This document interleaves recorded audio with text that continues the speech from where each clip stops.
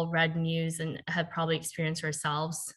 the Great Resignation or the Great Reshuffle, as some call it. This chart on this slide really talks through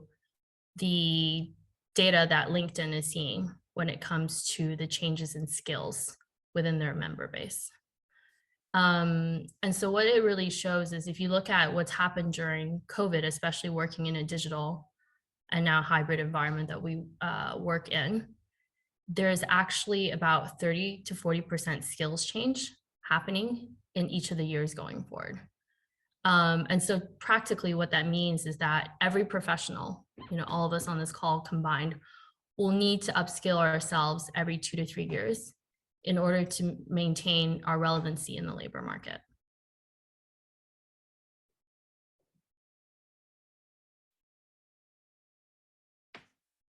And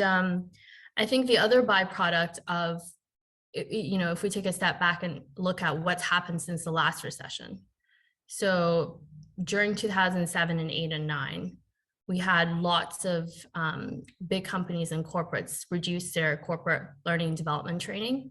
and in particular also cut out management training programs. So, think P&G, Unilever, GE, where you used to spend maybe 2 to 3 years rotating across different departments, one quarter to the next, really understanding the bigger picture of what's going on. Well, that went away during the last recession. And what you've since experienced is this emphasis on developing digital skills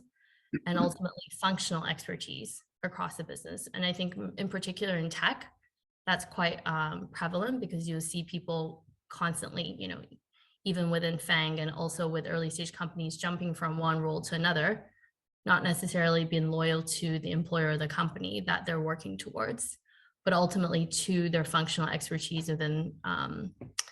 a business. And so I think overall what that's resulted in is actually a shortage of skills when it comes to very critical things like what we would call soft skills, business partnering,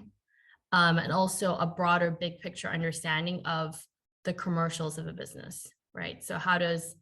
sales and marketing work closely with product and engineering, and ultimately how do they then partner closely with finance, operations, legal, and HR? And the reason why this is important is because in order to make data, BI, and ultimately finance relevant to an organization, in order to balance growth and ultimately efficiency and make sound, effective decisions, you do need to understand the bigger picture and to be able to communicate that bigger picture to people who often speak a different language and think differently than yourself.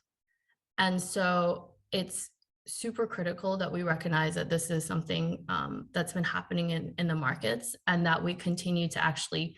evolve and invest in the leaders that we see the business promoting in terms of ultimately leaders.